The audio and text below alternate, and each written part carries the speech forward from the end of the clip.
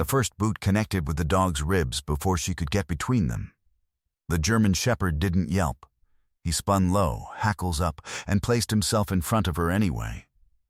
There were 4 of them, late teens, cargo pants, the kind of loose arrogance that only exists in packs, and they'd circled her in the parking structure on the 3rd level of the Braxton Commons Mall in Fayetteville, North Carolina, on a Tuesday afternoon in March.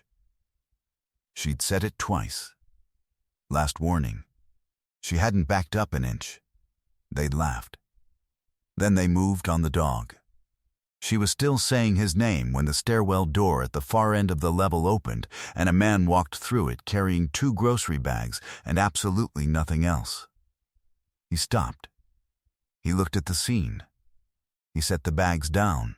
Before we continue, tell us where you're watching from in the comments below. If this story moves you, please subscribe and stay until the very end. What happens in that parking structure is something nobody in Fayetteville will forget. And we read every single comment. We want to know how far this story travels. His name was Chief Petty Officer Marcus Cole, retired, though retired was the military's word for it, not his. The Navy called it a medical separation. Marcus called it Thursday. He was 39 years old, 6 feet and 2 inches of assembled scar tissue, and practiced stillness, with dark brown hair cut the way he'd worn it for 17 years out of habit, rather than regulation. His jaw was wide, and his hands were large, and the way he carried his body in a space, the particular economy of his movement, the way his eyes swept a room the way a broom sweeps a floor, told you something about him before he ever opened his mouth. His eyes were the color of deep winter water, gray-green and still, the kind of eyes that had logged enough difficult things over enough years that they no longer widened at anything. They simply assessed.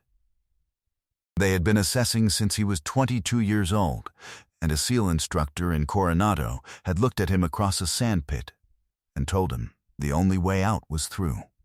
He had done 3 combat deployments with SEAL Team 4, Mosul, the Paktika province, and a 3rd one in Somalia that didn't officially exist in any document Marcus was permitted to reference in polite company. He'd come home from that last one with a commendation. A compressed vertebra at L4 that would talk to him for the rest of his life every time the weather changed, and a German Shepherd named Sarge, who had been his partner for the final 22 months of his active service. The separation had been his choice in the same way that a man drowning chooses to grab the rope, meaning it was the only option left. But the reaching was still something he had to decide to do. He'd lived in Fayetteville for 14 months now. He knew 3 of his neighbors by name. He was working on the 4th. Sarge was 7 years old, broad-chested, with amber and black fur so dense it seemed to absorb light rather than reflect it. He weighed 82 pounds, had a titanium tooth on the upper left where the original had been lost to a compound wall in Paktika in 2019, and a pale diagonal scar that ran from his right shoulder across his chest like a compass line.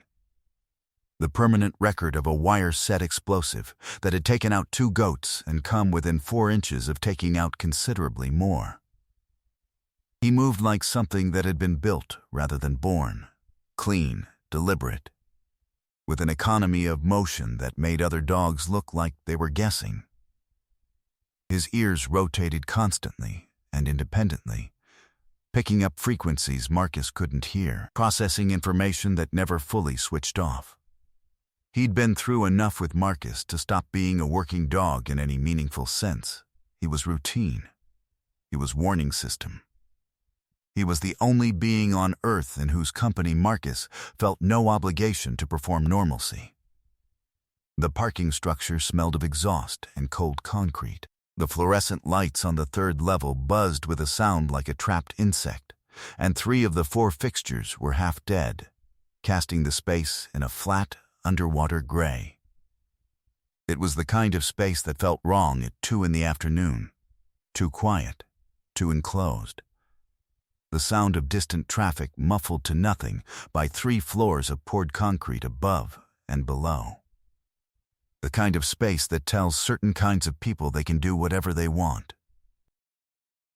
The woman standing her ground against 4 of those people was Specialist Renata Cruz, 26 years old, Army Military Police Corps, Fort Bragg, currently off duty and in civilian clothes, jeans, boots, a gray jacket that said nothing about who she was. She had thick black hair pulled back at the neck, and she stood with her feet at shoulder width and her weight forward and her chin level, which was not the posture of someone who had stumbled into a situation she didn't understand. She understood completely. She'd had her hand on her phone for 30 seconds before deciding against it, because the phone required a free hand and she needed both on Ghost. Ghost was her German Shepherd, 4 years old, 76 pounds, with a black saddle and tan legs, and the kind of dark amber eyes that looked perpetually alert, as if rest was something that happened to other dogs. He was not a military working dog. He was a certified personal protection dog she had trained herself over 18 months. And he knew 11 commands in 3 languages. And right now every muscle in his body was locked in a specific configuration that anyone who worked with dogs would have recognized immediately. He was not aggressive. He was protecting. There is a difference, and Ghost understood it precisely, and the 4 young men in front of him did not. The one who had kicked him, tall, maybe 19, a red jacket with a logo Marcus, didn't recognize, was leaning forward now, something in his hand that caught the bad light. The others fanned slightly without knowing they were doing it. Renata said Ghost's name again, low and firm, and Ghost held his position with his body angled between her and the nearest threat, and that was the moment Marcus Cole set his grocery bags down and started moving. He didn't call out. He didn't announce himself. He walked toward the group at a pace that was neither slow nor fast, just continuous, and he put himself into the space between the young men and Renata Cruz with the ease of someone who had done this in far less forgiving geography. Sarge moved with him, 1 step behind and to the left, ears forward, entirely still in his motion, the kind of stillness that is the opposite of calm. "Hey," Marcus said. That was all. The one in the red jacket turned. He was taller than he'd looked from across the level, and he had the specific confidence of a person who had never experienced a consequence. He looked at Marcus the way people look at interruptions. "Walk away, man, I don't think so," Marcus said. Not a threat, not a challenge, just a statement, like reading a coordinate off a map. The one in the red jacket glanced at his friends. This was the thing that happened, Marcus had noticed. With people who'd never been in a real situation, they looked to the group for permission before deciding what to feel. That glance told Marcus everything he needed about the threat assessment.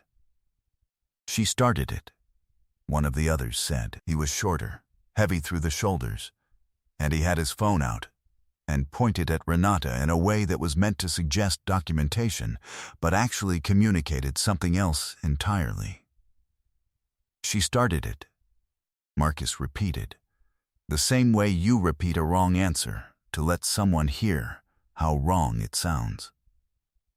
Renata hadn't moved. She was watching Marcus the way trained people watch new variables, with attention and without assumption. Ghost had not broken his position. The one in the red jacket moved toward Marcus. Not fast. Measuring, and Sarge, without command, without a word or a gesture from Marcus, stepped forward 1 step and stopped. His ears went back. Not aggression. Assessment. The specific and unmistakable posture of a dog who has done this before, and who is communicating with complete biological clarity.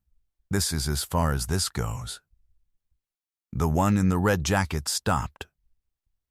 Later, The officer who took the report would note in his documentation that the witnesses in the parking structure all described the same thing, that the dog hadn't growled, hadn't barked, hadn't done anything that would conventionally read as threatening.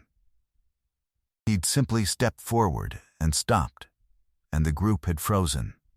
And in the specific silence that followed, Marcus Cole had pulled out his wallet, removed a card, and handed it to the one in the red jacket with a patience that seemed to occupy a different register of time than everything else happening on that level.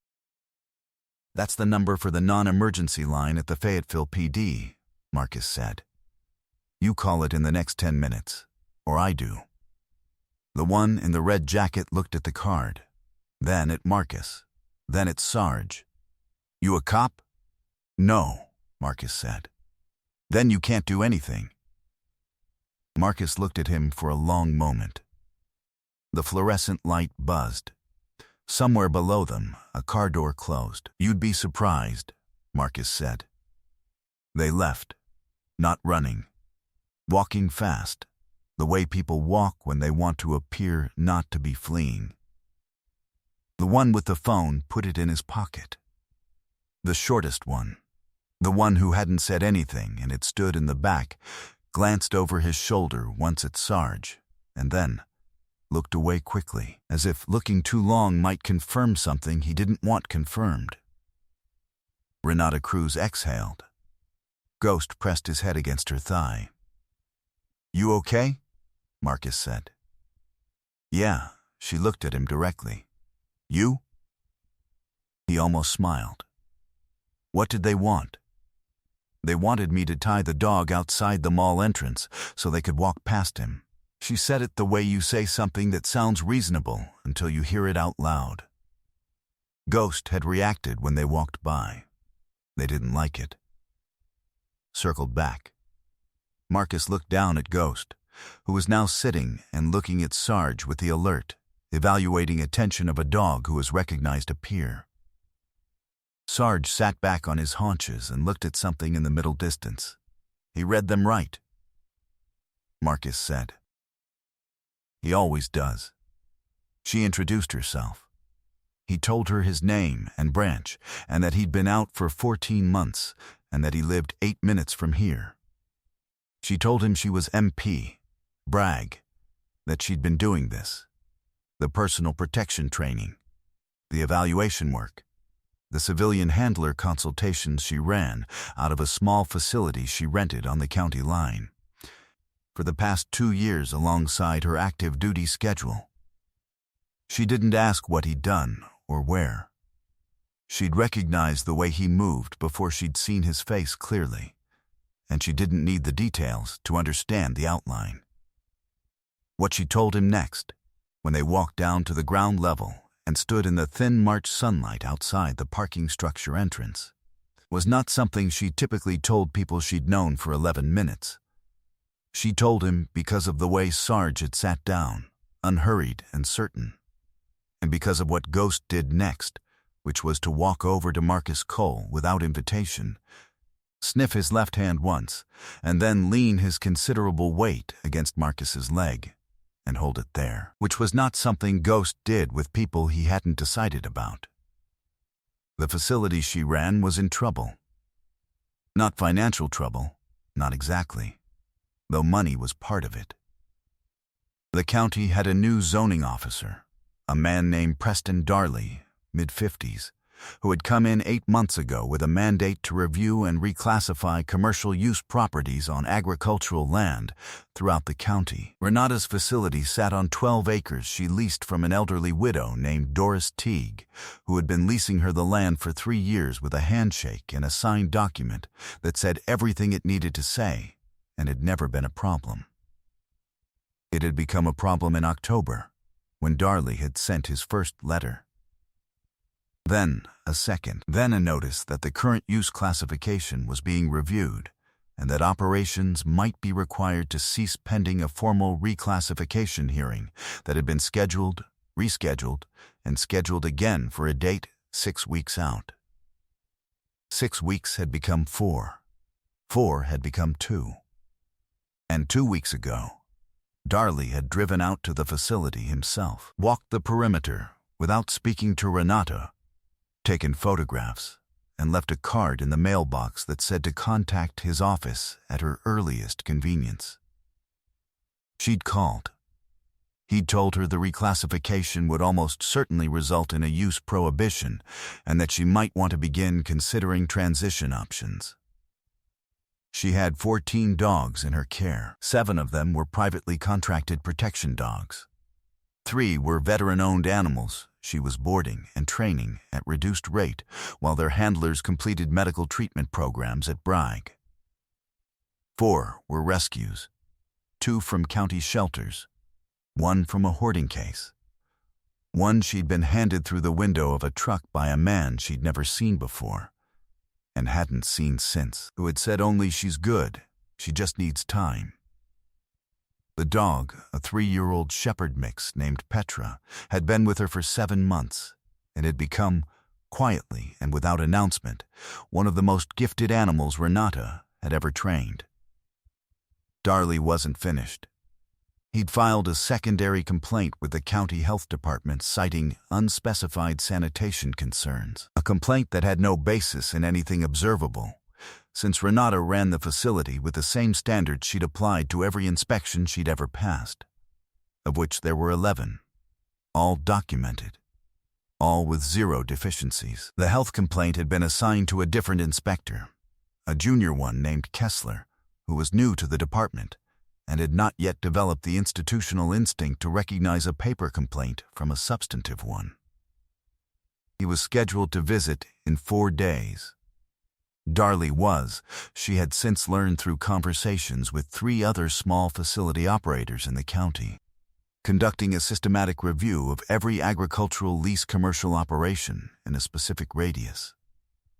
2 of the others had already ceased operations. 1 had received an exemption she couldn't explain until someone told her the property was owned by a company whose principal investor was a development group with which Darley had a prior professional association that predated his county appointment by exactly the years it would have taken to position this precisely.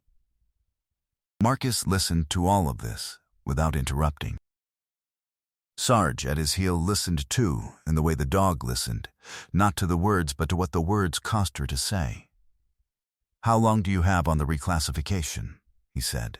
11 days. He was quiet for a moment. "You have documentation on the health complaint? Every inspection report going back 3 years. The inspector coming Friday, Kessler?" She looked at him. "You know him?" "By name.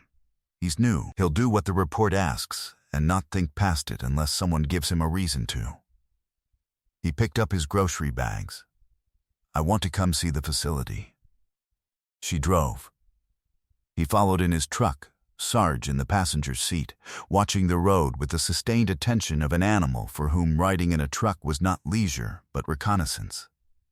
The facility was better than he'd expected, not in the way things are better than expected when the bar was low. In the way things are better than expected when you've been doing this long enough to know that what exists and what should exist are rarely the same thing.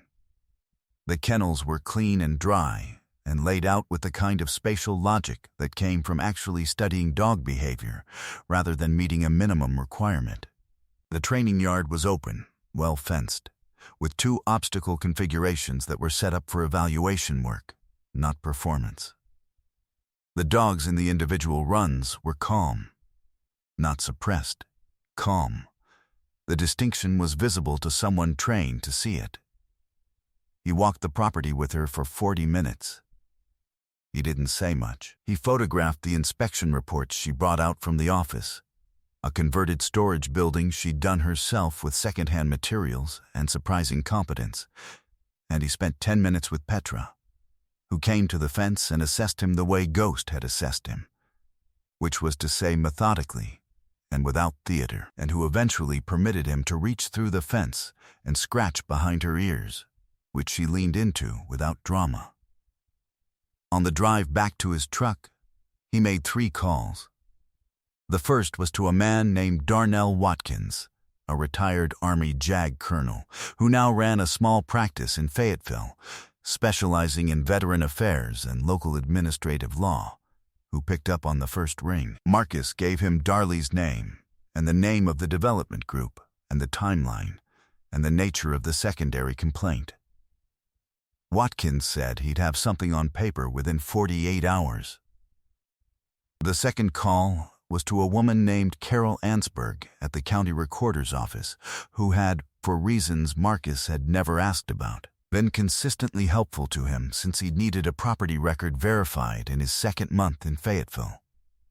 He gave her Darley's name and the development group's name. She said she'd see what was in the public file. The third call was the one he thought about for a minute before making, to a staff sergeant named Brianna Flores at Bragg's Public Affairs Office, whom he'd met at a veteran support event, and who had the specific combination of institutional access and personal ethics that made her useful in situations where the thing that needed to happen in public. He told Flores about the 3 veteran-handled dogs in Renata's care. He told her about the health complaint. He said the word retaliation and let it sit there and mean what it meant. 4 days later, when the inspector named Kessler arrived at the facility, he found 3 things he hadn't expected.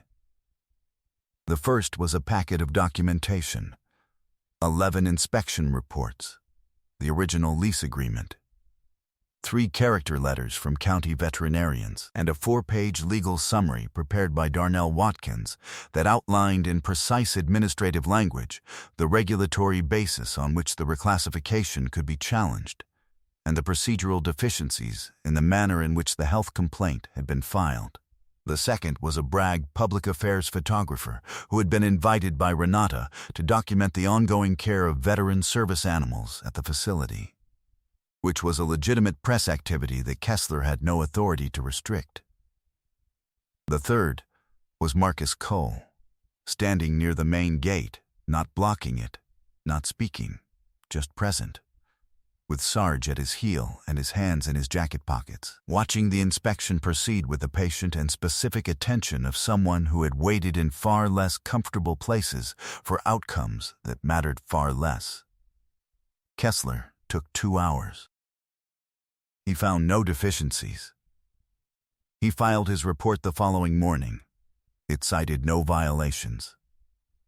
He noted in the supplementary comments, in language that was careful and that his supervisor would later describe as unusually thorough, that the facility met or exceeded all applicable standards, and that the basis for the original complaint appeared to be inconsistent with observable conditions.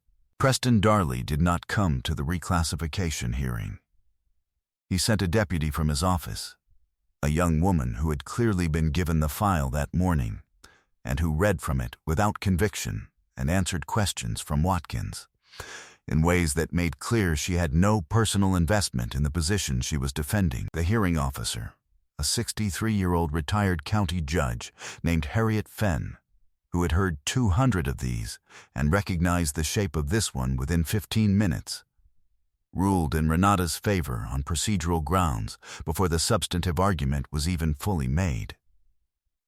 The development group's connection to Darley became public 8 days later, when the Fayetteville Observer ran a story sourced to the county recorder's public file and 2 additional sources who declined to be named. Darley placed a call to the county administrator that afternoon. The county administrator placed a call to the county ethics board.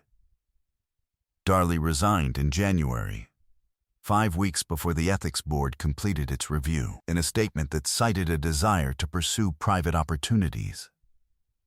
The development group's application for rezoning on 11 separate agricultural parcels in the county was subsequently withdrawn. 7 months after the day in the parking structure, on an October afternoon when the light came through the oaks on Doris Teague's property at an angle that made everything look like the first day of something, Renata Cruz stood in the training yard and watched Petra run a contact obstacle for the first time at full speed. The Shepherd mix cleared the top with her ears back, and her body fully extended and landed clean on the other side, and spun immediately to look at Renata with an expression that could only be read one way. Renata laughed out loud, It was the kind of laugh that happens when something finally does what you believed it could. Marcus was at the fence. He'd come by to drop off paperwork Watkins had forwarded, and had stayed without being asked. Sarge was in the yard with Ghost, and the two of them were not playing exactly. They were orbiting each other in the way that dogs who respect each other move in shared space, each going about their own business in the particular reassurance of the other's presence. Sarge had been 7 years old for what felt like a long time, and there were mornings when Marcus noticed the extra second it took him to rise from the floor, and he noted this the way you note things you are not yet ready to act on. But this afternoon in October, in the gold light, Sarge sat at the fence beside Marcus and watched Petra run the obstacle again, and his tail moved, slow, then steadier. Marcus watched it. He put his hand on the dog's back. The L4 vertebra was talking, the way it always talked in the fall. The quiet in his house was still the same. But there were 14 dogs in this facility he'd now visited 11 times, and 3 of them belonged to soldiers who slept better because they knew someone was watching. And one of them was Petra, who had been handed through a truck window by a stranger, and who could now clear a contact obstacle at full speed, and knew the difference between someone approaching with threat and someone approaching with nothing, which was most people, which was the whole point. He wasn't waiting for something to begin anymore. He'd figured that much out. Sometimes the thing that saves someone doesn't look like saving. It walks into a parking structure carrying groceries. It doesn't raise its voice. It makes 3 phone calls and shows up at a gate and stands there in a jacket with its hands in its pockets and simply refuses. In the specific and unmistakable way that certain people have learned to refuse, to let wrong things continue in its presence. God does not always send a thunderclap. Sometimes he sends someone who has already been through enough that they recognize what is happening before most people have processed that anything is wrong at all. Sometimes he places, beside that person, an animal who stepped forward 1 step in a fluorescent-lit parking structure and stopped, and in that stopping, changed what happened next. Loyalty isn't a concept in that moment. It's a body between a threat and the person it was built to protect. It's a German shepherd standing quietly at a fence in October, watching something good happen, tail moving slowly in the gold light. If this story moved you, share it with someone who needs to know that the right people still show up. Leave a comment and tell us where you're watching from. And tell us, have you ever seen someone stand their ground for a stranger? Your story might be the one that somebody else needs to hear today. If you believe in stories of loyalty, courage, and the quiet ones who never stop watching, please subscribe so you never miss what comes next. May God bless you, protect your family, and remind you always that you are never alone in whatever you are facing tonight.